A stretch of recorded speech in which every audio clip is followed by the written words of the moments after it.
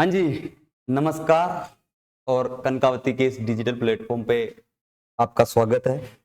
और साइंस में आज अपन जो टॉपिक स्टार्ट करने जा रहे हैं वो है डायनेमिक्स यानी गतिकी। और इसमें जो फर्स्ट चैप्टर है वहीं से अपन स्टार्ट कर रहे हैं और इसका नाम है गति। गति यानी मोशन। ऐसा नहीं है कि अपन ने ये नाम नहीं सुना कभी। अपन क्या सुनते रहते हैं लेकिन उस पर अमल नहीं करते। ये है मोशन। और घरों में हो जाते हैं कईयों के लूज मोशन। घरों में हो जाते हैं कईयों के लूज मोशन। एक था ये बच्चा लाल,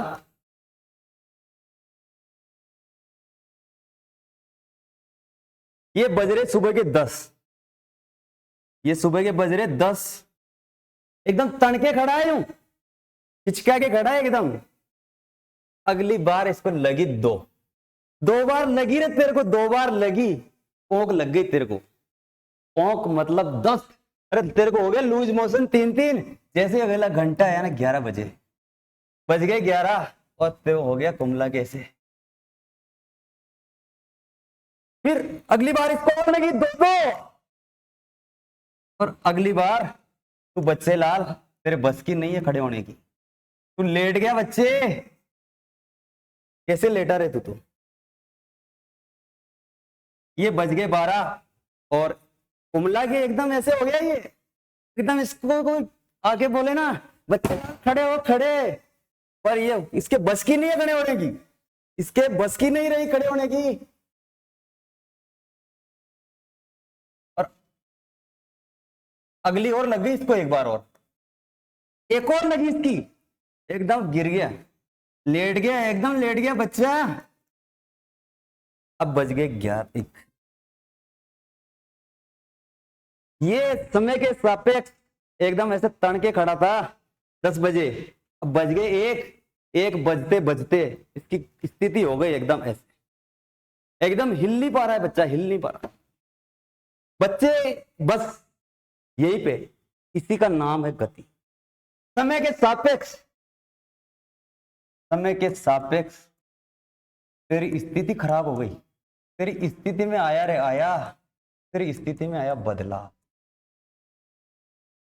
बस स्थिति में तेरे बदलाव आया, समय के सापेक्ष तेरी स्थिति में जो बदलाव आया, इसी को नाम देंगे अपन गति। इसी को नाम देंगे मोशन। बच्चों मैं यहां खड़ा हूं, जैसे अगले 10 सेकेंड तक भी मैं यही खड़ा हूं। अगर मैं इधर उधर हिलूंगा डुलूंगा नहीं, एक जगह खड़ा रहूंगा, उसको बोलेंगे अपन रेस्ट। Rest position. इसको बोलेंगे स्थिरावस्था। इसी का दूसरा नाम तेरा विराम अवस्था। समय तेरे साथ में बदल नहीं रहा मैं, मतलब मैं गतिशील नहीं हूं, मतलब मैं विराम में हूं। और गति कोई भौतिक राशि नहीं है। गति कोई भौतिक राशि नहीं है। भौतिक राशियों का मापन संभव है, गति को अपन माप नहीं सकते, क्योंकि गति कोई भौतिक राशि है ही नहीं। गति में अपन चाल को माप सकते हैं, गति में अपन वेग को माप सकते हैं, गति में अपन वेग को माप सकते हैं, गति में अपन दूरी को माप सकते हैं, गति में अपन विस्थापन को नाप सकते हैं, लेकिन गति को माप नहीं सकते। इसलिए गति कोई भौतिक राशि नहीं है।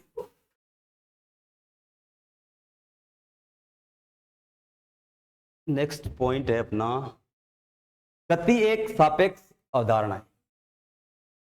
गति एक सापेक्ष अवधारणा है, मतलब इस पूरे ब्रह्मांड में,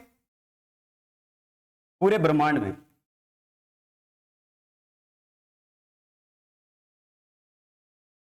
निरपेक्ष गति संभव नहीं है। गति संभव नहीं है। आ जाओ अब इसको शब्द पे आ जाओ, सापेक्ष। सापेक्ष शब्द का मतलब होता है किसी से तुलना। जैसे एक मैडम है, ये मैडम, ये चोटी, ये मैडम की चोटी है ना। ये मैडम गर्म है कि ठंडी है? अपन बोल नहीं सकते कि ये गर्म है कि ठंडी है। क्यों नहीं बोल सकते? क्योंकि ताप क्या है? एक सापेक्ष शब्द है।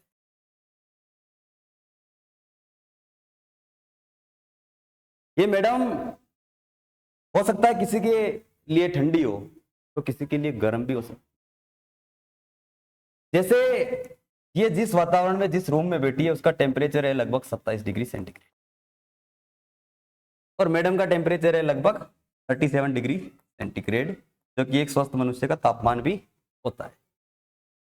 तो मैडम इस रूम के लिए तो गर्म है, आती है इसके लिए तो। लेकिन अगर मैंने यहां एक गिलास रख दिया, जूस का गिलास रख दिया, जिसका टेम्परेचर है लगभग 15 डिग्री सेंटीग्रेड, ये इसके लिए, जूस के लिए मैडम क्या है? गर्म है, मतलब ताती है। और इसके लिए सॉरी इसका टेम्परेचर, ये गर्म जल रखा मैंने, है ना, सॉरी, गर्म जल है या दूध है जिसका टेम्परेचर है लगभग तेरा 75 डिग्री सेंटीग्रेड। तो ये दूध के सापेक्ष तो ठंडी है और इस रूम टेम्परेचर के सापेक्ष आती है। इसलिए अपन कह सकते हैं कि मैडम ना तो तू गर्म है ना तू ठंडी है, तू किसी के लिए तो ठंडी है और तू किसी के लिए एकदम गर्म है, तनतनाती गर्म है। तो इसी तरह गति भी एक सापेक्ष शब्द है। अपन कह नहीं सकते कि ये किसके लिए गतिशील है, किसी के लिए विराम भी हो सकती है।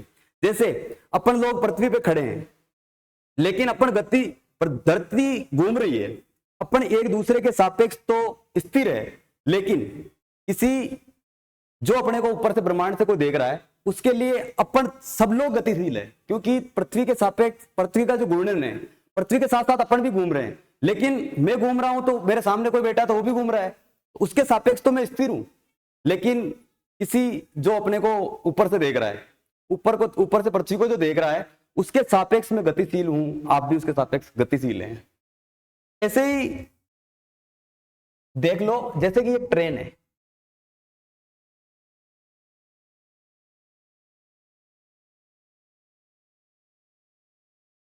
ये ट्रेन है, ये इसका गेट है, ये इसकी सीट है। एक यहां बैठा है बच्चा लाल, और सामने बैठा है एक बच्चा लाल, और एक इधर सामने पेड़ के नीचे बैठा है मेरे जैसा कोई शैतान आदमी, ये यहां में बैठा हूं। अब ये ट्रेन गति में है, मेरे लिए ये ट्रेन गति में है, लेकिन ये बच्चे मेरे लिए भी गतिशील है। ट्रेन के साथ ये दोनों बच्चे मेरे लिए डायनामिक है, लेकिन ये बच्चा क्या इस बच्चे के लिए डायनामिक है, और ये बच्चा इसके लिए क्या डायनामिक है? ये एक दूसरे के सापेक्ष स्थिर है, जबकि मेरे सापेक्ष ये लोग क्या है? स्थिर है। इस तरह अपन कह सकते हैं कि जो गति है एक सापेक्ष अवधारणा है। दूरी एवं विस्थापन। दूरी एवं विस्थापन समझने से पहले अपन एक छोटा सा पॉइंट लिखते हैं, उसका नाम है निर्देश बिंदु। निर्देश बिंदु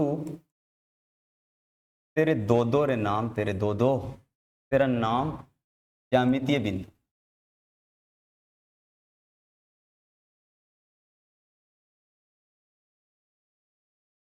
वह बिंदु जिसके सापेक्ष अपन दिशा और दूरी दोनों का मापन करते हैं,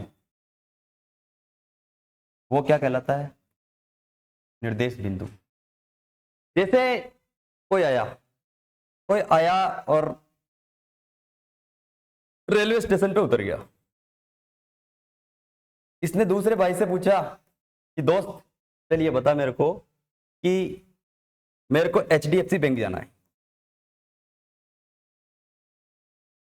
इसने बोला कि भैया तू उत्तर में जाना, और उत्तर में तू चले जाना 300 मीटर दूरी। किस दर में बताया इसने? उत्तर में। तो ये जो रेलवे स्टेशन है, इसके लिए क्या हो जाएगा? निर्देश बिंदु।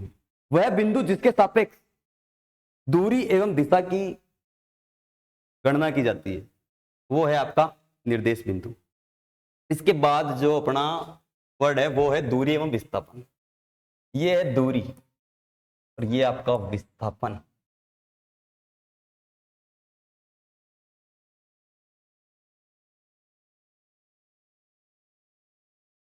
दूरी एवं विस्थापन को समझने के लिए अपन एक छोटा सा फिनोमेना देखते हैं। ये एक मैडम है,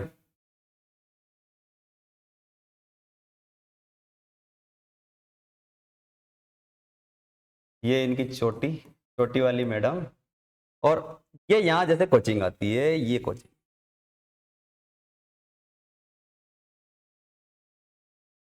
और मैडम का घर है यहां पे, इस जगह पे। ये मैडम का घर, ये मैडम का घर है। मैडम का घर जो है, मैडम क्या करती है, घर जा रही है अपने, यूं जा रही है, यूं जा रही है, जो जा रही है, जा रही है, घर पे पहुंच गई। अपन क्या करें, अपन भी निकल के इसके पीछे 1 मीटर का फुट्टा लेके अपन ने इसके पीछे पीछे, मैंने यहाँ भी मापा, यहाँ भी मापा, इसको मापा, इसको मापा। तो जहां जिधर जिधर गई रे मैडम, उधर उधर से मैंने मापा रे, तेरे पीछे पीछे मापा मैडम, तेरे घर तक चला गया। मैंने मापा और उस दूरी को मैंने नोट कर लिया। मैडम को पता चल गया कि गुरुजी भी अपने पीछे ही आते हैं। अगले दिन मैडम ने फिर रास्ता बदला। मैडम अब की बार इधर से जा रही है, यूं जा रही है, अपना रास्ता बदले, इधर जाए, रास्ता बदले, चेहरा बदले, पर घर कैसे बदले? तो मैडम रास्ता बदल सकती है पर घर कैसे बदल सकती? मैडम के पीछे पीछे चल दिया मैं भी, वो वापस मीटर लेके। मैडम को पता नहीं है मैं क्या कर रहा हूं, पहुंच गए करता नाप रहा हूं मैं। आज भी मैंने नोट कर लिया फिर से, और मैंने इसको नाम दे दिया 1, इसको दे दिया 2। और अगले दिन फिर मैडम को पता चल गया कि गुरुजी अपने पीछे पीछे इधर भी आ जाते हैं। अब की बार मैडम ने लंबा टर्न लिया, तूने इधर गई रे, तो उधर गई रे, तो इधर से आई रे, तो घर पे आ गई। फिर मैं निकल गया पीछे पीछे, मापन करते करते करते करते इधर आया कि फिर वापस यहाँ। फिर मैंने इसको नोट किया, तीसरा नोट मैंने लिख लिया। अब की बार क्या किया मैंने देखा कि एकदम मैडम का घर यहां से एकदम फ्रंट में ऐसे, कोई घुमाव नहीं है, बस इसको भी मैंने नोट कर दिया। चौथी बार मैंने नोट किया, मैडम देखे हमने तेरे चार चार देखे, चार चार देखे हमने तेरे रास्ते, तेरे जाने के रास्ते। बस यही है दूरी, यही है अपना विस्थापन। दूरी ये जो है ना, यहां से ये जो नापा, ये दूरी, ये पहला नापा तेरा, दूसरा देखा रे हमने, तेरा तीसरा देखा, ये सारी है दूरियां। लेकिन जो चौथा है ना, ये चौथा, ये चौथा एकदम सीधा तनतनाट, एकदम सीधा स्ट्रेट मैडम के घर की तरफ जा रहा है ना, ये है आपका विस्थापन, और ये है आपकी दूरी। दूरी अलग अलग हो सकती है, कई दूरियां हो सकती है, लेकिन विस्थापन तो सिर्फ सिंगल एक अकेला होगा। दूरियां हो सकती है तेरी अनेक। हमने मापा, तुझे भी मापा विस्थापन, हमने दूरी तुझे भी मापा, तेरे को भी हमने मीटर में मापा, और इस विस्थापन तेरे को भी हमने मीटर में मापा। आओ अब थोड़ा देखते हैं इन दोनों में क्या अंतर है, विस्थापन और दूरी में। दूरी तो है तय किए गए पथ की कुल लंबाई, पथ की कुल पथ लंबाई।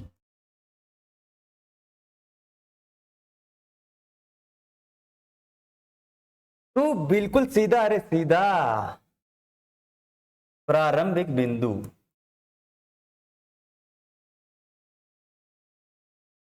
एवं अंतिम बिंदु के मध्य सीधी दूरी, सीधी दूरी होगी वही होगी आपकी न्यूनतम दूरी।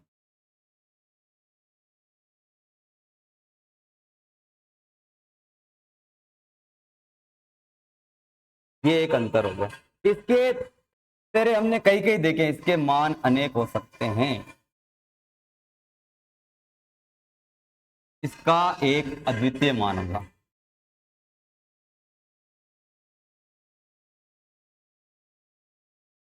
ये तुझे जोड़ने के लिए हमने कभी दिशा को नहीं देखा, इसलिए तेरा नाम अदिश राशि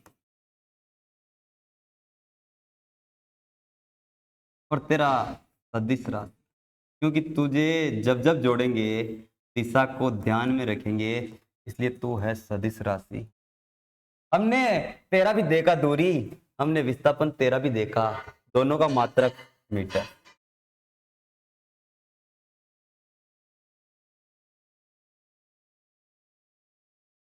दोनों का मान देखा अपन ने, दोनों की सदिश है अदिश है।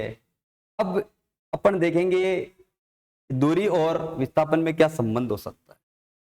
दूरी एवं विस्थापन,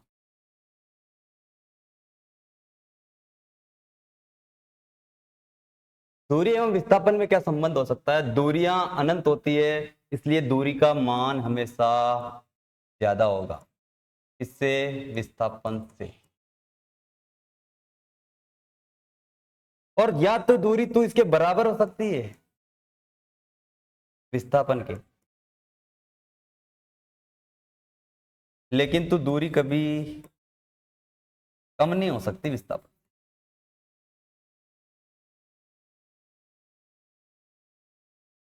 इसके बाद जो है इसका दूरी का मान, दूरी का मान कभी भी ऋणात्मक नहीं होगा। कभी भी गति के दौरान शून्य या ऋणात्मक नहीं होगी। जबकि जो विस्थापन है ये आपका नेगेटिव भी हो सकता है, जीरो भी हो सकता है, पॉजिटिव भी हो सकता है। ये कैसे होगा, आओ इसको समझते हैं अपन। ये बिंदु है ए और एक बिंदु है बी। मैं यहां से चला चला चला और यहां से चल के मैं आ गया यहां तक, एक बिंदु आ गया मैं A1 तक। यहां से यहां की दूरी है 5 किलोमीटर।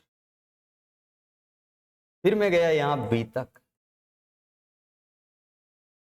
B1 तक। यहां से यहां की दूरी है फिर 5 किलो। फिर यहां से यहां की दूरी है 5 किलो।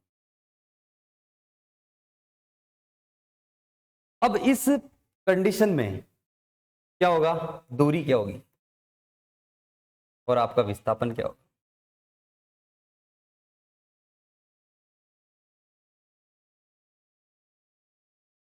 दूरी भी तेरी 5, यहां तक आया तू, फिर 5 चला ए से बिंदु तक जाने में, ए से बी तक जाने में तेरा विस्थापन हो गया यहां तक और दूरी भी हो गई तेरी यहां तक। तो 5 किलोमीटर तेरा ये 5, ये 5, ये 15 किलोमीटर तेरी हो गई दूरी। और 15 किलोमीटर प्रारंभिक बिंदु ए और अंतिम बिंदु बी, दोनों के बीच की दूरी भी है 15 किलोमीटर। विस्थापन और दूरी बराबर ऐसे हो सकते हैं, और विस्थापन दूरी से कम कैसे हो सकता है। ये बिंदु था वापस ए, यहां से ये जाना मेरे को बी, और बी से गया मैं और जाके वापस यहां आ गया सी पे। यहां से गया बी पे, बी की पथ लंबाई है 10 और यहां की है 5 किलोमीटर। ये है 10 किलोमीटर। तो पीछे भी आप किलोमीटर कर लेना है ना, किलोमीटर लिख दिया था क्या। इधर 5 किलोमीटर यहां से लेके सी तक की दूरी है, ये 5 किलोमीटर है, इधर आपका पूरा 10 किलोमीटर है। तो आपकी जो अब ए से सी बिंदु तक, ए से गया पहले बी पे, बी से आया वापस तेरा सी पे, इसमें आ गई तेरी दूरी। दूरी तो आएगी आपकी 5, 10, 15 और वापस आ गया 10। 5 प्लस 10 प्लस वापस 10, 15 और 10 तेरे 25 किलोमीटर। ये हो गई आपकी दूरी। लेकिन विस्थापन क्या होगा? विस्थापन होगा आपका ए से सी के मध्य सीधी दूरी।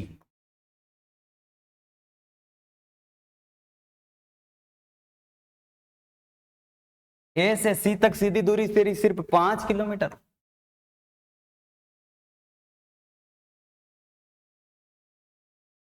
ये हो गया आपका विस्थापन, कम हो सकता है। अब वापस ए से गया बी तक, और बी से वापस आ गया ये ए तक। ए से बी गया पहले, फिर बी से वापस ए आ गया। दूरी हो गई तेरी टोटल कितनी? 10 और 5 15 और 15 30 किलोमीटर। लेकिन तेरा विस्थापन भी हम देखना चाहेंगे। तू 10 किलोमीटर गया, 15 किलोमीटर गया और 15 किलोमीटर आया, लेकिन विस्थापन तेरा 0 हो गया, क्योंकि तूने प्रारंभिक और अंतिम बिंदु के बीच कोई दूरी तय करी ही नहीं। दूरी तो तय करी तूने, विस्थापन तय नहीं किया, क्योंकि इसके बीच में जो सीधी पथ लंबाई है ना, वो कहां से मापेंगे? अब ए पे था पहले, शुरू में प्रारंभिक बिंदु ए था, बी पे गया, सी पे आया, वर्तमान में वापस सी ए पे, ए और वापस ए पे ही खड़ा है, तो विस्थापन क्या हो जाएगा आपका? 0 किलोमीटर।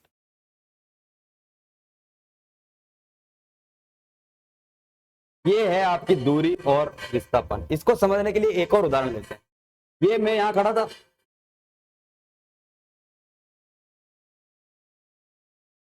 मेरे हाथ में थी एक गेंद, यहां से मैंने इसको उछाड़ा, ये 15 मीटर ऊपर गई, ये गई ऊपर गई।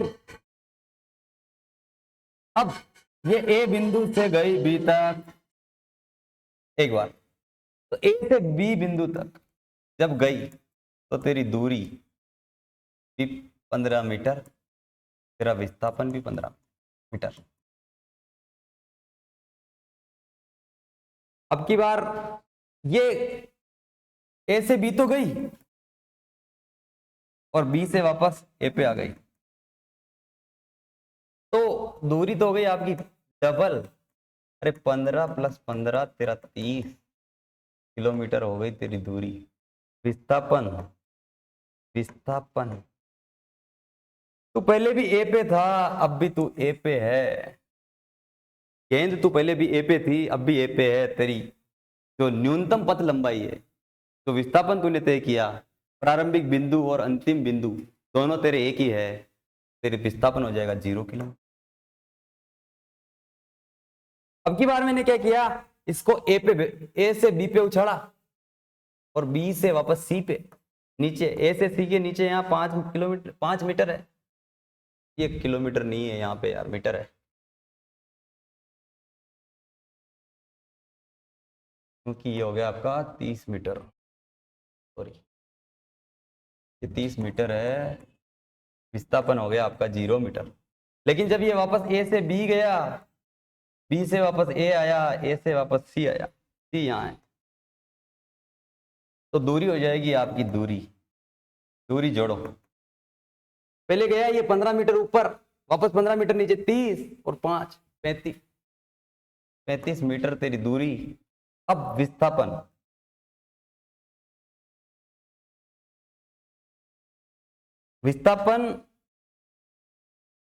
पहले ये ऊपर गया, फिर वापस आया, फिर नीचे आया। अब की बार तो नीचे चला गया रे, उल्टा चला गया, तो उल्टा, और उल्टे के लिए एक नेगेटिव लगा दे।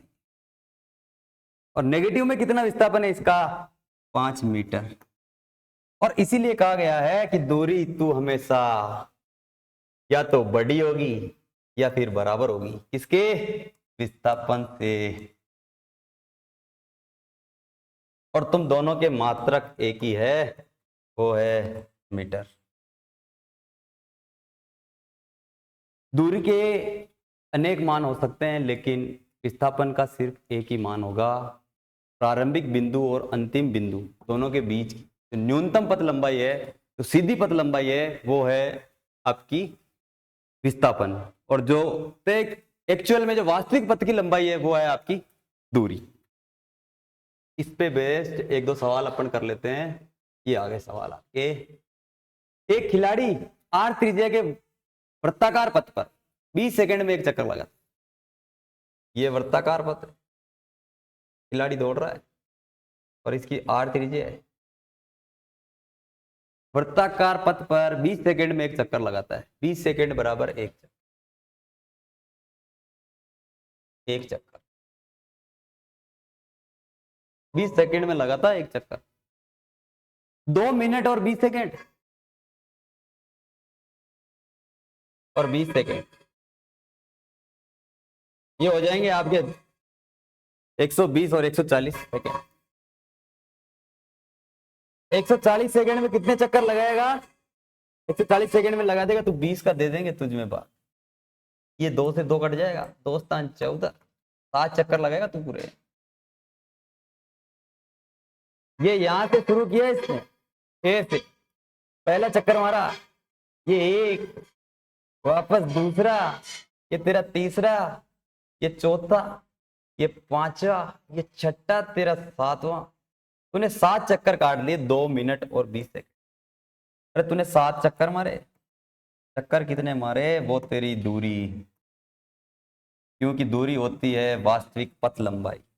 चक्कर, एक चक्कर में दूरी होती है 2 पाई आर। 2 पाई 14 पाई आर, ये तो हो जाएगी आपकी दूरी। लेकिन ये जहां से इसने शुरू किया था, क्योंकि एक चक्कर में वापस लगाएगा तो यहीं आएगा, दूसरे में वापस यहीं आके रुक जाएगा, तीसरे में वापस यहीं आके रुकेगा, 7 चक्कर तक पूरा ये एक ही जगह पे आके रुक जाएगा, यहीं का यहीं पे। ए से शुरू किया, ए पे, इसलिए इसका विस्थापन हो जाएगा भैया आपका 0।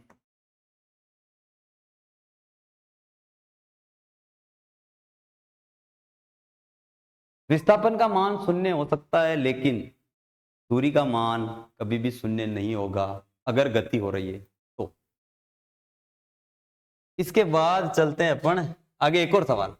एक किसान 10 मीटर भुजा वाले वर्गाकार खेत के चारों ओर, ये 10 मीटर भुजा, ये वर्गाकार, 10 मीटर इधर, 10 मीटर इधर, और ये 10 मीटर इधर और 10 मीटर इधर।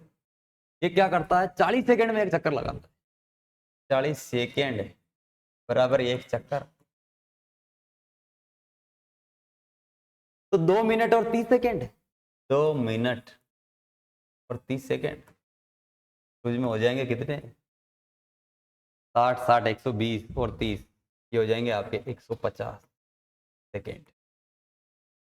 150 सेकंड में तू कितने चक्कर लगाएगा? 150 बटा 40, 4 दूनी 8, 4 3 12, 3 चक्कर तो तू पूरे लगाएगा और बच जाएंगे फिर तेरे 3 बटा 4, 3 बटा 4 चक्कर। मतलब तू लगाएगा 4 चक्कर में तेरा 1 बटा 4 चक्कर कम पड़ गया। मतलब तू अंत में आके रुकेगा तो यहीं पे बच्चे, यहीं पे रुक गया तू। तूने पहला चक्कर लगाया, ये पूरा, ये पहला लगा लिया तूने, ये पहला लगा दिया, और ये तेरा दूसरा चक्कर, तूने दूसरा चक्कर लगाया यहां से, ये दूसरा भी तेरा पूरा पूरा।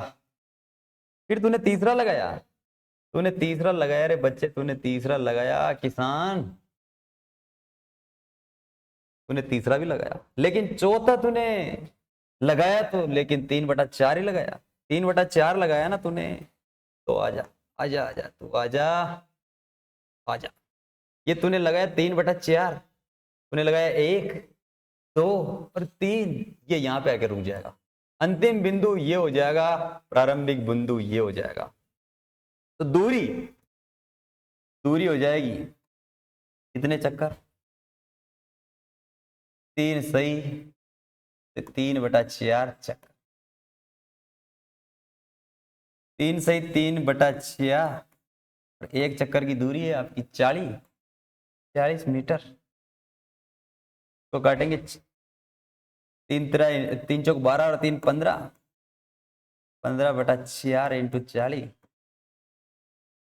मीटर, और इसको काटेंगे 10 बार कट जाएगा, ये हो जाएगी आपकी 150 मीटर। तो हो गई आपकी दूरी। लेकिन बच्चों अब आपका विस्थापन, यहां से शुरू किया था आपने, यहां से शुरू किया था तूने, यहां से शुरू किया था किसान भाई, तूने यहां से शुरू किया था और तू यहां पे जाके रुक गया, इस वाले बिंदु पे तू रुक गया और यहाँ पे अब तेरी यहां से यहां सीधी पथ लंबाई हो गई तेरी 10 मीटर, क्योंकि तेरी हर भुजा है 10 मीटर की, तो विस्थापन आ जाएगा तेरा 10 मीटर। विस्थापन हो जाएगा तेरा 10 मीटर। ये हो गया आपका विस्थापन और दूरी पूछा इसमें, एकदम करेक्ट। स्पीड एंड वेलोसिटी, दूरी और विस्थापन के बाद अपन चलते हैं किस पे, speed and velocity. Speed and velocity, speed को दर्शाते हैं अपन ऐसे, तुझे दर्शाते हैं अपन v से, इसको भी नॉर्मली कभी कभी v से दर्शा देते हैं, इसको अपन हटा ही देते हैं। ये लो,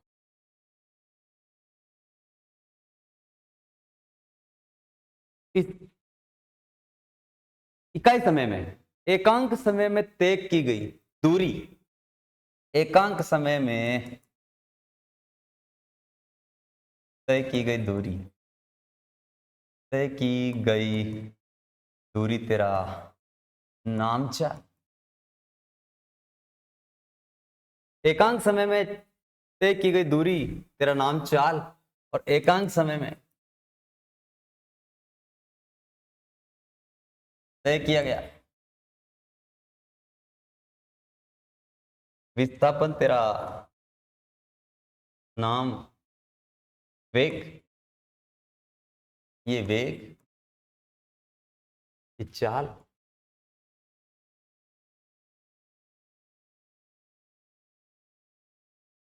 जब भी आ जाए ना ये एकांक, एकांक का लगा देना प्रति प्रति प्रति बटा, बटा के नीचे लगा देना समय, और एकांक समय में, एकांक समय में तय की गई दूरी, दूरी तेरा नाम क्या, और वेग तुझे एकांक समय में तय किया अपन ने, विस्थापन तुझे एकांक समय में तय किया और नाम दे दिया तुझे वेग। अगर तेरा विस्थापन सदिश है तो वेग भी तेरा सदिश हो जाएगा, क्योंकि जिस दिशा में तेरा विस्थापन होगा उसी दिशा में तेरा वेग होगा, जो विस्थापन की दिशा होगी वही आपके वेग की दिशा होगी, और चाल हो जाएगी आपकी अदिश राशि, क्योंकि तुझे नापने के लिए अपने हमें इसके बारे में सोचने की, दिशा के बारे में चिंता करने की जरूरत नहीं है। फिर वैसे ही इसमें दोनों में संबंध देखते हैं, ये आ गई आपकी चाल, एक है आपका विस्थापन। चाल तो हमेशा ज्यादा होगी, सॉरी सॉरी सॉरी, ये विस्थापन नहीं आएगा, यहां पे आ जाएगा आपका वेग।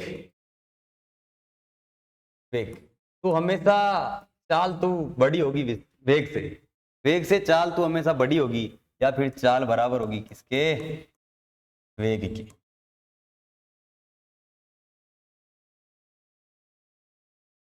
या तो तू बड़ी होगी या फिर बराबर होगी, इसलिए तेरे को दर्शाएंगे हम ऐसे, या तो तू बड़ी रे बड़ी, या फिर होगी तू बराबर, तो लिख देंगे अपन।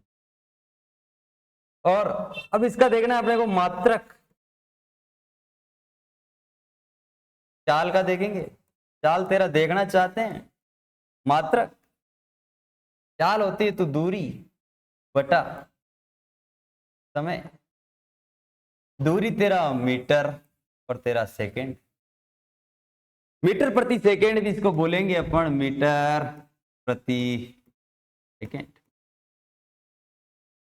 लेकिन ये नीचे लटकता हुआ छोड़ना, क्योंकि नीचे लटकता हुआ अच्छा नहीं है, इसलिए इसको हमें ऊपर लाना है मीटर। अभी इसकी घात है +1, ऊपर जाएगा इसकी घात हो जाएगी -1, मीटर सेकंड इनवर्स। चाल तेरा मात्रक, वेग तेरा मात्रक देखना चाहते हैं तो विस्थापन बटा समय, विस्थापन तेरा भी मात्रक मीटर देखा हमने, समय तेरा सेकंड, और तेरा मीटर सेकंड इनवर्स, या इसी को बोलते हैं मीटर प्रति। जो तेरा है वो मेरा है। वेग ने देखा इसकी तरफ, मीटर प्रति सेकेंड। चल तू भी देखी इसकी तरफ, मीटर प्रति सेकेंड। अरे जो तेरा है वो तो मेरा है, जो तेरा है वही तो मेरा है, दोनों के मात्रक सेम सेम। ये था अपना चाल एवं वेग का कॉन्सेप्ट। अब आ जाएगा त्वरण। त्वरण क्या होता है? त्वरण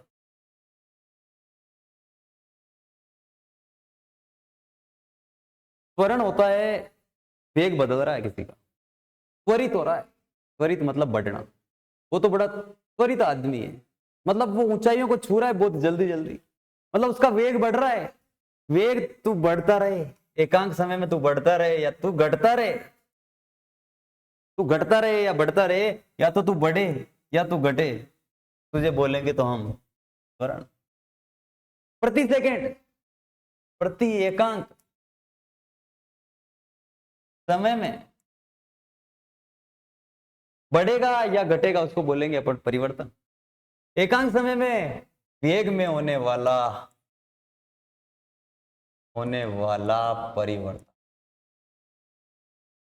तेरा नाम त्वरण। त्वरण को अपन डिनोट करेंगे ए से। A for acceleration, acceleration.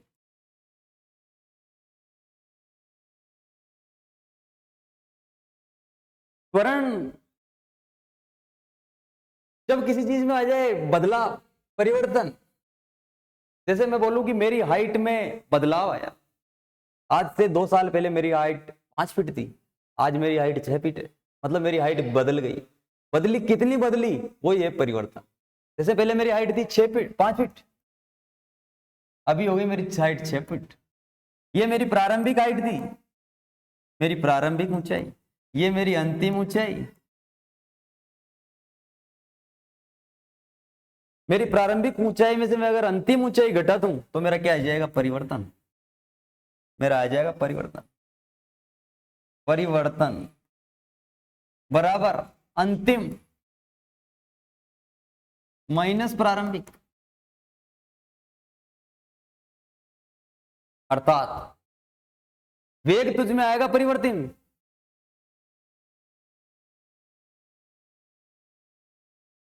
वेग तुझ में होगा परिवर्तन, वो भी एकांक समय में, प्रति इकाई समय में। ये इसको बोल सकते हैं प्रति इकाई समय में, प्रति इकाई समय में, या प्रति एकांक समय में, या इसको एक और बोल सकते हैं वेग में परिवर्तन की दर।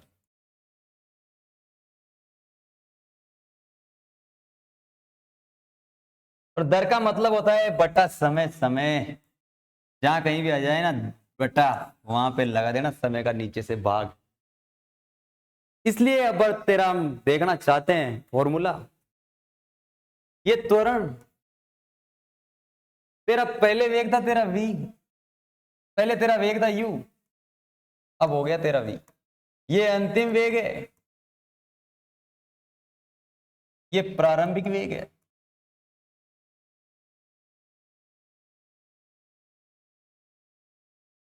अंतिम में से अपन पहले वाला माइनस कर दें।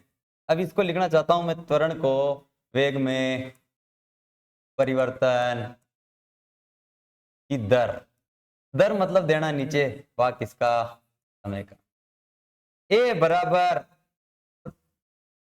अंतिम वेग माइनस, अंतिम में से पहले वाला माइनस कर देंगे तो आ जाएगा परिवर्तन। v माइनस यू, समय को लिख देंगे अपन t। ये तेरा आ गया त्वरण। इसको अपन ऐसे भी लिख सकते हैं, परिवर्तन को अपन लिखते हैं डेल से, डेल v बाई टी। ये भी तेरा दूसरा वेग तेरे हमने देखे, त्वरण हमने तेरे देखे, एक नहीं तेरे दो दो देखे फॉर्मूले। अब निकालते हैं इसका मात्रक। मात्रक जैसे बदलेगा, जैसे मेरी हाइट बदली, कितनी बदली, वो मात्रक उसका एक ही रहेगा। मेरी हाइट पहले 5 फीट थी, अभी 6 फीट है, 1 फीट का मेरी हाइट में क्या है? परिवर्तन। अर्थात मात्रक परिवर्तन का और उस मूल राशि का एक ही होता है। वेग का मात्रक है आपका मीटर सेकेंड इनवर्स अपॉन फिर टी आ गया सेकेंड।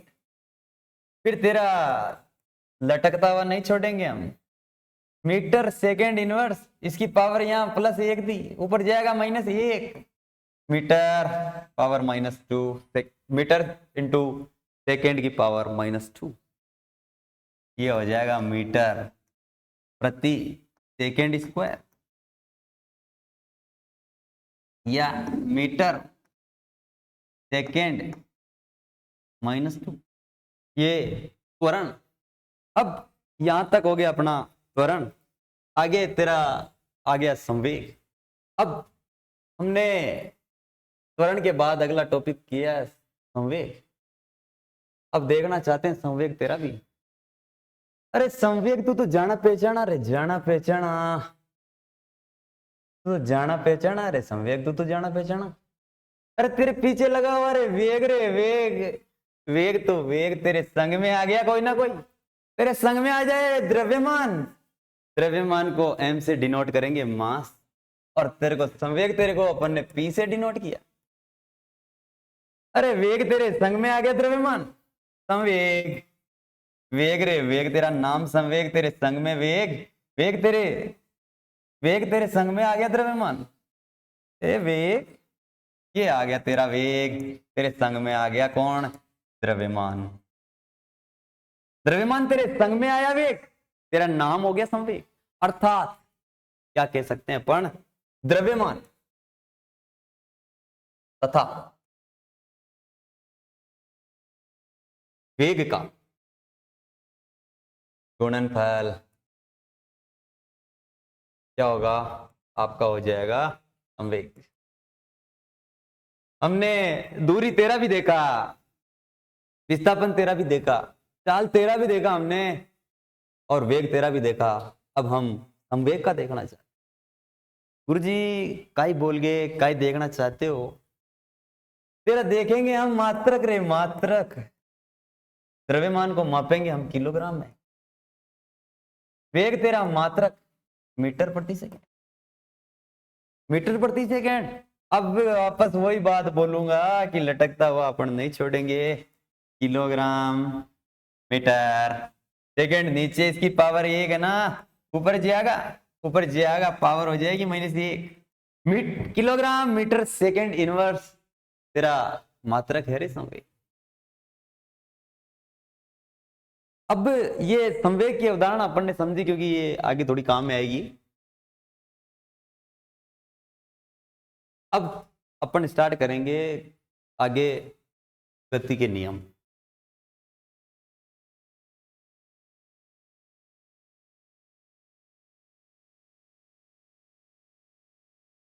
हाँ, अपन आगे न्यूटन के गति के नियम, न्यूटन के गति के नियम किसने दिए, ये दिए गए किसके द्वारा, अरे न्यूटन तेरे द्वारा दिए गए। अरे न्यूटन, तूने इनको लिखा अपनी बुक, तेरी बुक का नाम प्रिंसिपिया, पिया पिया तेरा नाम प्रिंसिपिया, ए पिया रे तू तो बढ़िया वाला पिया, तेरा नाम प्रिंसिपिया, प्रिंसिपिया तेरी बुक में तूने लिख दिया न्यूटन, और तूने नियम दिए, और तेरे नियम बताते हैं किसको, नियम बता देते हैं किसको, बताते हैं ये बल को बताते हैं, बल को, बल के बारे में बताते हैं। न्यूटन तेरे नियम बताते हैं बल के बारे में। न्यूटन तूने दिए लेकिन कम नहीं दिए, तूने 3-3 दिए रे, तूने 3-3, कम क्यों नहीं दिए रे, तूने 3 दिए रे। प्रथम नियम दिया तूने,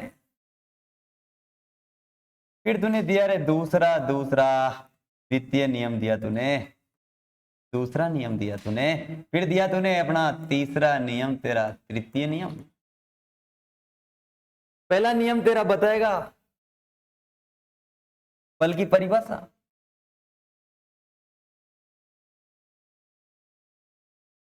दूसरा नियम बताएगा तेरा बल का मान, और तीसरा तेरा बताता है हमें बल की प्रकृति।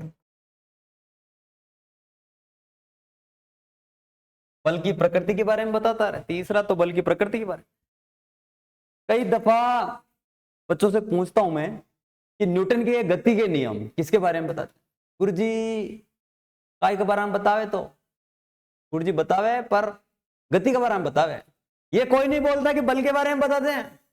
जो सही उत्तर है ना वो कोई नहीं देता बच्चा। बल के बारे में बताते हैं आपके गति के नियम। और गति के नियम तुझे दिया किसके द्वारा?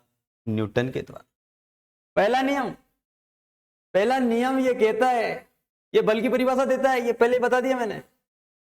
और तेरा पहला नियम न्यूटन, तेरा पहला नियम बोलता है, ये बोलता है कि जो जैसा है वैसा बना रहना चाहता है। हर कोई विरोध करता है, अगर उससे कोई छेड़छाड़ करता है तो उसका विरोध करता है। अर्थात हर पदार्थ अपनी स्थिति में परिवर्तन का विरोध करता है। तब तक उसकी स्थिति को अपन नहीं बदल सकते जब तक अपन उस पर कोई बाह्य बल नहीं लगाएंगे। अर्थात गति तेरा पहला नियम कह रहा है, हर पदार्थ अपनी स्थिति में परिवर्तन का विरोध करता है। हर पदार्थ अपनी स्थिति में परिवर्तन का विरोध करता है, अर्थात जो जैसा है वैसा बना रहना चाहता है। और इसी को बोलते हैं जड़त्व, इसी को बोलते हैं जड़त्व, इनर्शिया बोलते हैं इसको, इनर्शिया। जड़त्व के कारण, उसके द्रव्यमान के कारण। जड़त्व का कारण क्या है? द्रव्यमान।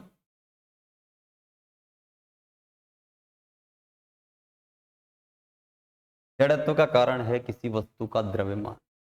अगर हमें किसी की स्थिति में बदलाव करना है तो बल लगाना पड़ेगा।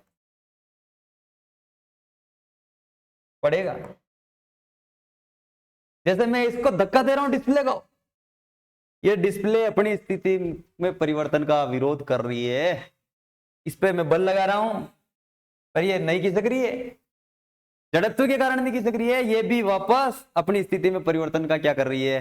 विरोध। अर्थात बल क्या है? ये दिया बल की परिभाषा, बल वह बाह्य कारक है, बाह्य कारक जो किसी वस्तु की स्थिति में परिवर्तन ला दे।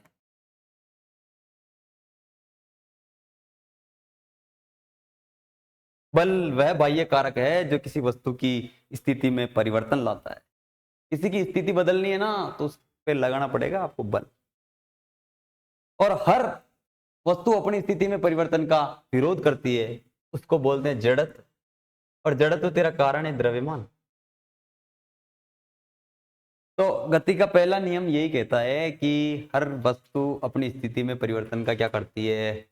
रोध रे रोध, तेरा नाम भी रोध। और जब उस पर अपन बल लगाते हैं तो बल क्या है? क्या तेरी परिभाषा तूने परिभाषा दी रे पहले नियम की, बल वह बाह्य कारक जो किसी वस्तु की स्थिति में परिवर्तन लाता है। ये हो गया। अब आ जाओ इसके उदाहरण, दैनिक जीवन में उदाहरण। ये जड़त्व का नियम भी कहलाता है।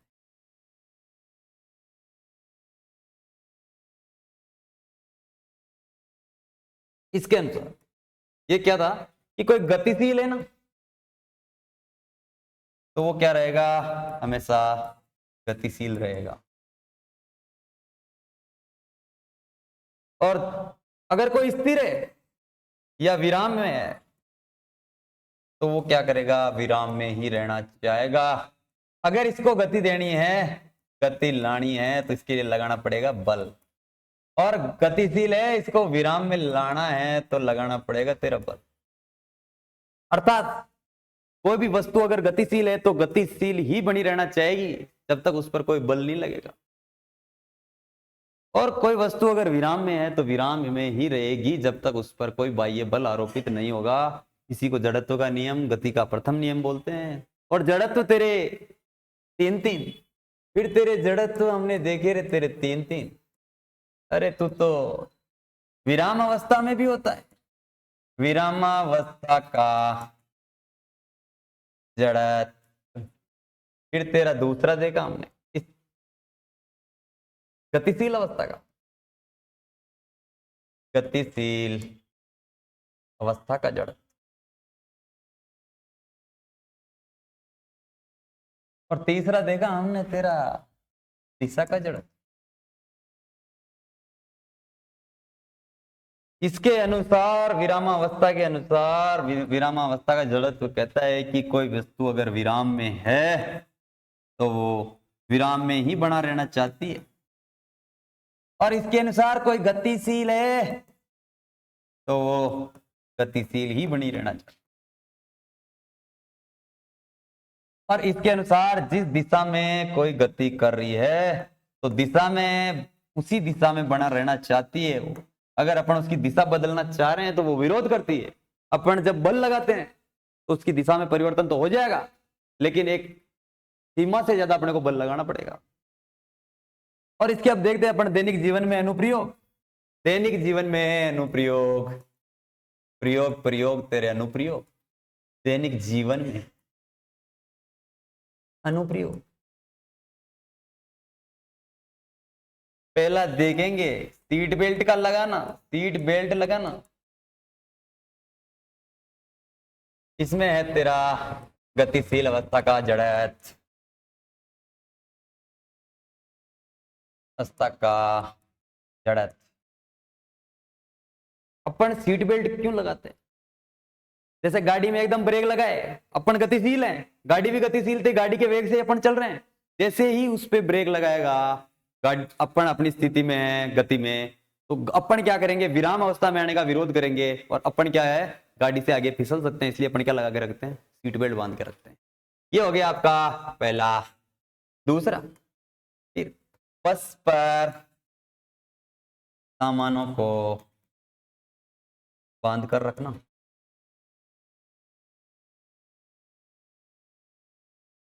ये भी गतिशील अवस्था का ही तुझमें जड़त्व है।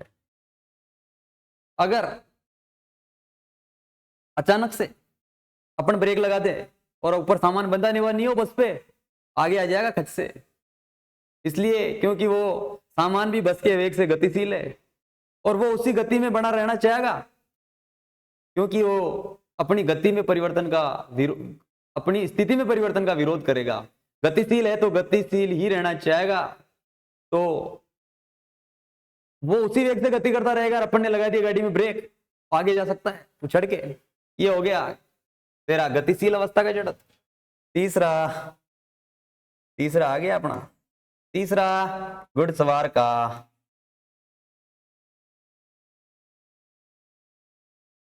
एकदम से घोड़े के चलने पर पीछे गिर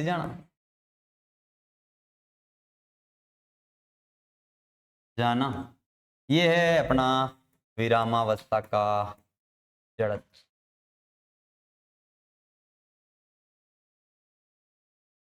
विरामावस्था का जड़त्व है क्योंकि जो घुड़सवार है वो एकदम विराम में है। विराम में अपनी बॉडी विराम में रहना चाहेगी। जैसे एक घोड़ा आगे किस गति करेगा, अपना नीचे वाला शरीर तो गति में आएगा, लेकिन ऊपर वाला गति में नहीं होगा, तो एकदम से पीछे गिर जाएगा घुड़सवार। ये है आपका विरामावस्था का जड़त्व। चौथा, ये मैंने रख दिया एक गिलास, और इस पे रख दिया मैंने एक कार्ड। ये कार्ड मैं अलग पेन से बना रहा हूं। ये कार्ड बनाया मैंने ताश का गत्ता, अरे गत्ता, और इस पे मैंने रख दिया एक सिक्का। मैंने एक रख दिया, इसके ऊपर तेरे ऊपर एक रख दिया, मैंने रख दिया तेरे ऊपर एक सिक्का। ये सिक्का मैंने इसके ऊपर रख दिया। अब क्या कर रहा हूं मैं? अब मैं ये कर रहा हूं कि इस गत्ते पे मैं ऐसे मारूंगा, ऐसे मार रहा हूं, देखना ऐसे मारूंगा। सिक्का यहाँ पे पहले पड़ा था, सिक्का यहीं रहना चाहिएगा, तो कार्ड तो आगे निकल जाएगा यूं, कार्ड तो यहाँ आ जाएगा, कार्ड तो यहां रह जाएगा, आगे निकल जाएगा, लेकिन ये सिक्का इसमें गिर जाएगा, गिलास, गिलास में क्या गिर जाएगा, आपका गिर जाएगा सिक्का, ये यहां गिर जाएगा सिक्का, सिक्का कहाँ गिर जाएगा, गिलास के भीतर, क्योंकि ये यही था और यही का यही रहना चाहेगा, अपनी स्थिति में परिवर्तन का विरोध करेगा। इस पे अपन ने बल लगाया, ये निकल के चला गया और ये अपनी स्थिति में यहीं का यहीं गिर गया, नीचे का नीचे। ये था आपका विरामावस्था का जड़त्व, ये था अपना विरामावस्था का जड़त्व, विरामावस्था का जड़त्व। ये हो गया अपना गति का पहला नियम। गति का पहला अपन ने देखा गति, अब हम तेरा दूसरा भी देखना चाहेंगे। गति तेरा दूसरा नियम देखना चाहेंगे। तेरा दूसरा नियम जो हमें बताता है, क्या बताता है, बल का मान।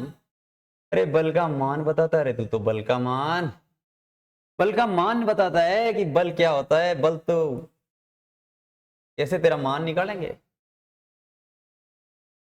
गति का दूसरा नियम तेरे बारे में हमें बताएगा।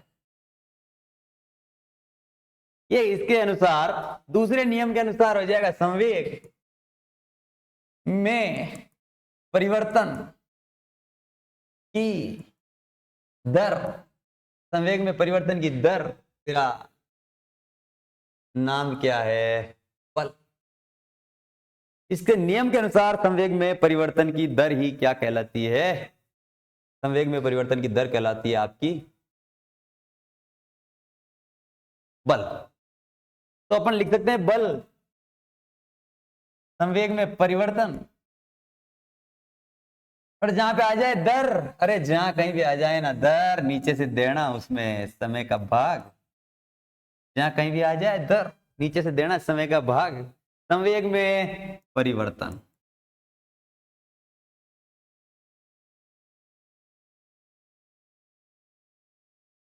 बल तुझे हम लिखते हैं फोर्स, फोर्स के नाम से एफ से। तो संवेग में परिवर्तन हो जाएगा तेरा डेल पी संवेग, और इस डेल का मतलब है परिवर्तन और पी का मतलब संवेग, और तेरा समय तेरा हम लिख देंगे टी। पी को अपन ने अभी थोड़ी देर पहले समझा था, यहां समझा था अपन ने, कहां समझा था, यहां ये समझा था अपन ने, ये यहां समझा था अपन ने संवेग, संवेग को समझा था अपन ने यहाँ। संवेग तो क्या होता है रे, एमवी होता है, तो एमवी तेरी जगह हम लिख देंगे एमवी, तेरी जगह हम लिख देंगे एमवी, तेरी जगह लिख देंगे हम डेल का डेल एम वी बटा टी। संवेग में परिवर्तन की दर तेरा नाम है बल। अब किसी वस्तु का अपन द्रव्यमान अपन बदल नहीं सकते। जैसे ये मार्कर मेरे पास है, अगर ये अभी 10 ग्राम का है तो 10 ग्राम का ही रहेगा, इसके द्रव्यमान में बदलाव नहीं आएगा, लेकिन इसके वेग में बदलाव आ सकता है, वेग में। तो डेल ऐसे का ऐसे रह जाएगा एम, सॉरी सॉरी सॉरी इसको हटा, तो ये एम ऐसे का ऐसे रह जाएगा क्योंकि तू बदलता नहीं है, एम डेल वी बटा टी। और डेल वी को मैंने लिखा था क्या, डेल वी बराबर क्या होता है, वी माइनस यू बटा टी, और ये एम ऐसे का ऐसे ही। और इसको मैंने पूरे को लिखा था, क्या लिखा था, त्वरण। ये वेग में परिवर्तन बटा समय तेरा नाम त्वरण, तो ये एम ऐसे का ऐसे ही, और इसको मैं लिख सकता हूं क्या, त्वरण की जगह ए। तो द्वितीय नियम जो है गति का, न्यूटन तेरा दूसरा हमने देखा, तो बल का मान देता है, और इसके अनुसार बल, बल क्या होता है रे तू, mass into acceleration, acceleration acceleration त्वरण, और एफ हो गया तेरा द्रव्यमान, और ये हो गया तेरा त्वरण, ये हो गया तेरा बल। बच्चे बल, अगर बल की जरूरत हो तो माँ का आशीर्वाद अपने सर पे लेके चले जाना। तो माँ तुझसे मिलता है मुझे बल, मारे माँ तुझसे मिलता है मुझे बल, एप बराबर माँ, माँ तुझ में बड़ी है रे ताकत। इसीलिए माँ को दुनिया की सबसे बड़ी योद्धा बोला गया है। और इसका अपन देखते हैं दूसरे नियम का दैनिक जीवन में अनुप्रयोग।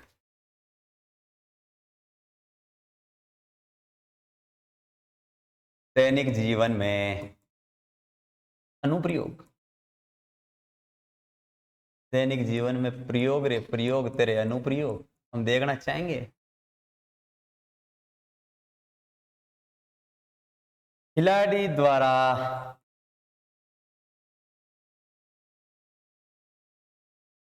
कैच लेते समय अपने हाथों को पीछे की तरफ खींचना। चना चना रे चना तेरा नाम खींचना।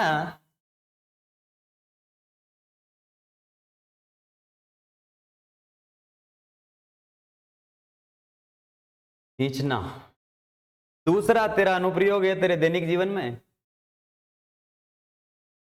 गद्दे पे, गद्दे पर कम चोट का,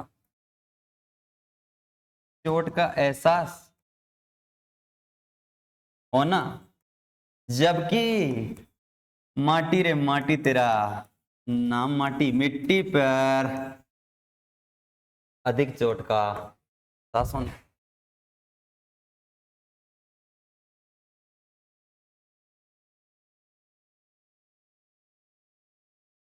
क्योंकि कैच पकड़ते समय अपने हाथों को पीछे खींचेगा तो टाइम बढ़ जाएगा, टाइम बढ़ जाएगा तो फोर्स का मान घट जाएगा। क्योंकि एफ बराबर अपन ने देखा था, एफ बराबर एम वी माइनस यू बटा टी, अर्थात एफ क्या है, व्युत्क्रमानुपाती है किसके, समय के। जब जब टी तेरा मान बढ़ेगा बल का मान घट जाएगा।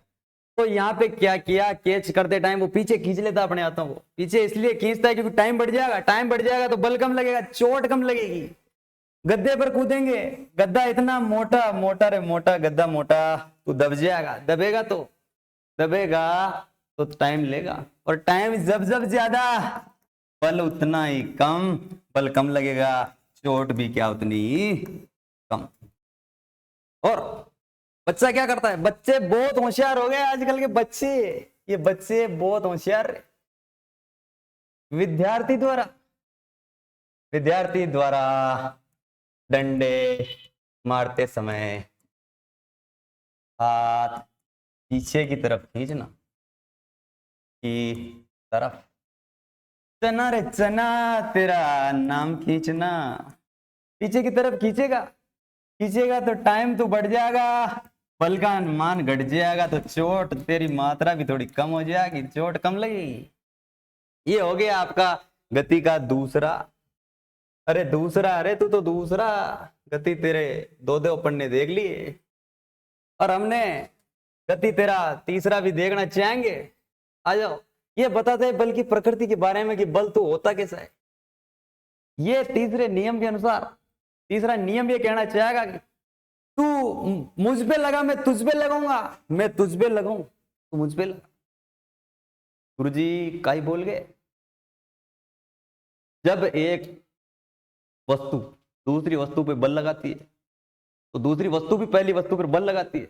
जैसे मैं डिस्प्ले पे लगा रहा हूं पर इसको खिसका नहीं पा रहा हूं क्योंकि मैं डिस्प्ले पे लगा रहा हूं, डिस्प्ले मुझ पर लगा रही, अर्थात बल हमेशा युग्म में होंगे। एकल बल का अस्तित्व संभव नहीं है।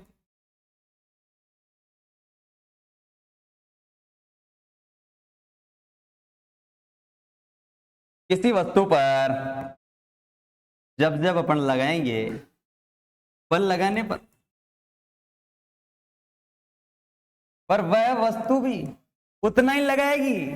तो बी समान मात्रा में, समान मात्रा में लगाएगी तू, समान मात्रा में, परंतु विपरीत दिशा में, दिशा में बल लगाई।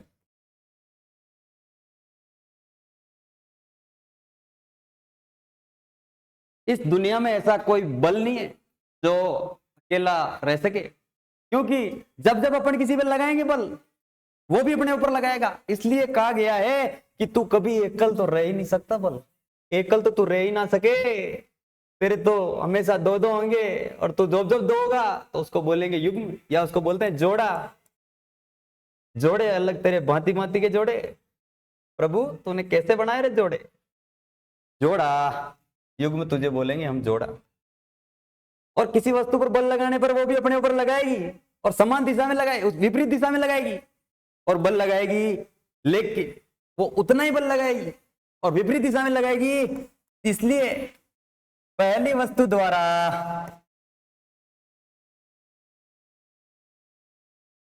दूसरी पर लगाया गया बल बराबर होगा, लेकिन विपरीत दिशा में होगा रे। तो विपरीत माइनस बताएगा विपरीत को, दूसरी द्वारा पहली पर बल।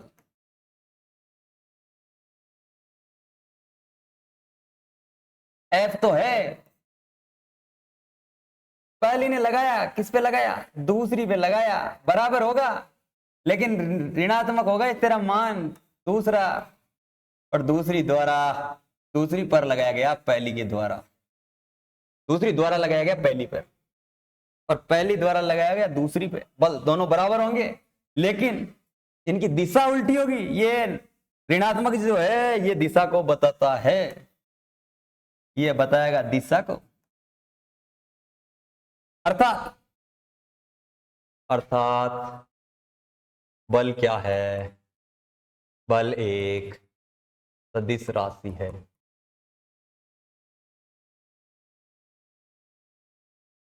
बल एक सदिश राशि है, तुझमें दिशा का ध्यान देना बहुत जरूरी है, दिशा पर विचार करना पड़ेगा।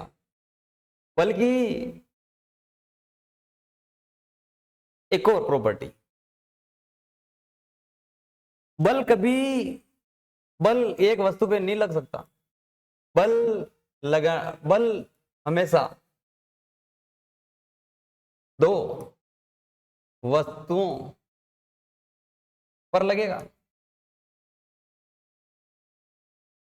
बल हमेशा दो वस्तुओं पर लगेगा। क्यों लगेगा? क्योंकि जैसे मैं किसी पे लगाऊंगा वो भी वापस मुझ पे लगाएगा, मैं लगाऊंगा ही नहीं तो कोई बल का अस्तित्व ही नहीं है।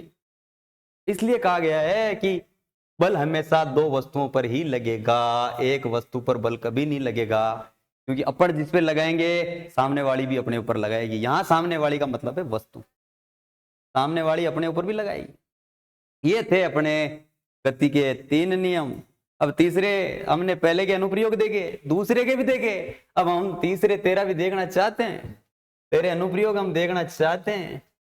ये लिखो गति के 3rd नियम के अनुप्रयोग। पहला, रॉकेट की गति।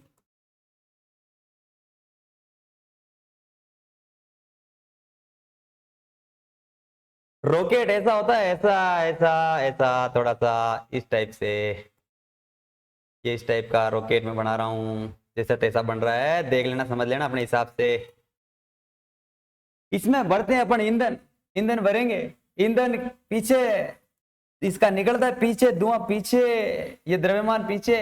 अब ये क्या होता है कि इसकी विपरीत दिशा में लगाता है एक बल, ये इधर पहले बल लगेगा, ये बाहर निकलेगा बल से, तो ये दूसरा बल इसको इधर ले जाएगा ऊपर की ओर, तो ये ऊपर की ओर जाएगा। अर्थात ये फ्यूल बाहर निकलने के कारण पीछे बल लग रहा है और पीछे वाला बल वापस आगे की ओर इसको धकेल रहा है। इसलिए रॉकेट की गति में कौन सा नियम?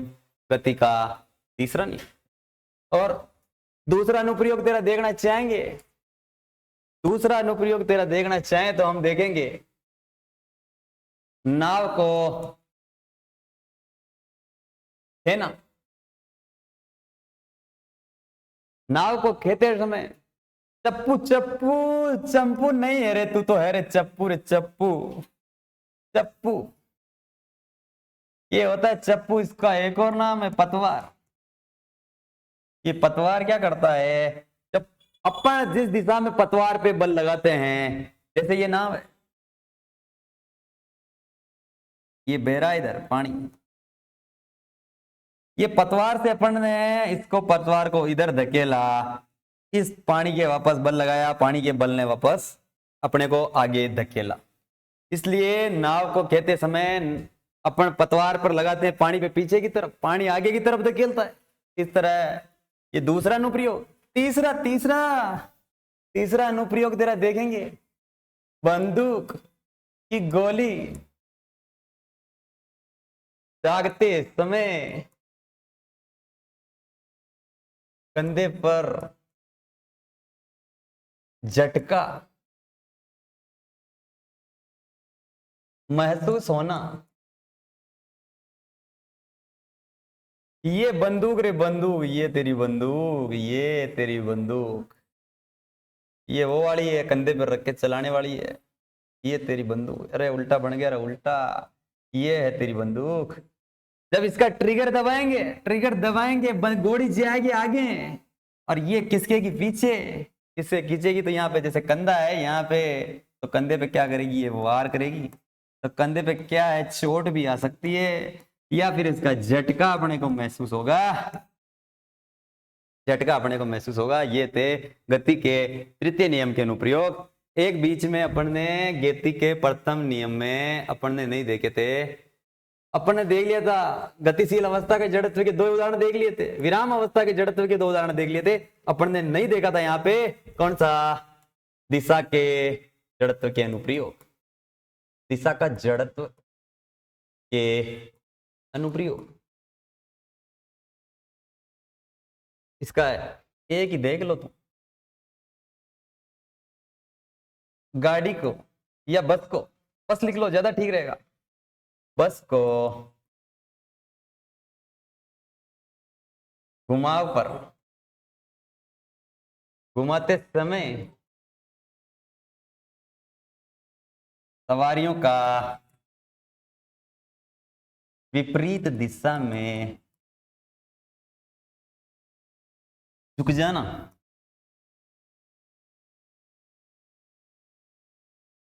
ये जा रही थी बस यूं से यूं यूं, ये आ गया रोड, यहां से जा रही थी बस, यहां से जा रही थी बस, ये जा रही थी यहां से जा रही थी बस, ये बस जा रही थी यहां से यहां आई, यहां आ गया मोड़। जैसे ये इधर घूमेगी, सवारियां इधर की ओर इधर की ओर इधर की ओर झुक जाएगी। क्यों झुक जाएगी, क्योंकि वो अपनी उसी दिशा में बने रहनी चाहेगी सवारी, इसलिए वो उधर की तरफ झुक जाएगी। ये था अपना आज का डायनामिक्स का टॉपिक, गति की। आज अपन ने क्या क्या देखा, एक बार देख लेते क्या क्या देखा। अपने सबसे पहले समझा गति क्या है, गति के बाद अपने समझा विरामावस्था को, विरामावस्था को समझा, फिर अपन ने समझा उसके बाद दूरी एवं विस्थापन को समझा, दूरी और विस्थापन तेरे बाद हमने समझा चाल एवं वेग को, चाल एवं वेग के बाद हमने समझा त्वरण को, त्वरण के बाद हमने समझा संवेग को, और फिर हमने देखे गति के नियम, और गति के नियम हमने देखे तेरे तीन तीन देखे हमने, फर्स्ट सेकेंड और थर्ड। ये था आपका जड़त्व का नियम, ये दूसरा था आपका बल की परिभाषा देने वाला नियम, और तीसरा था आपका कौन सा, बल की प्रकृति बताने वाला नियम। ठीक है दोस्तों, जय हिंद जय भारत।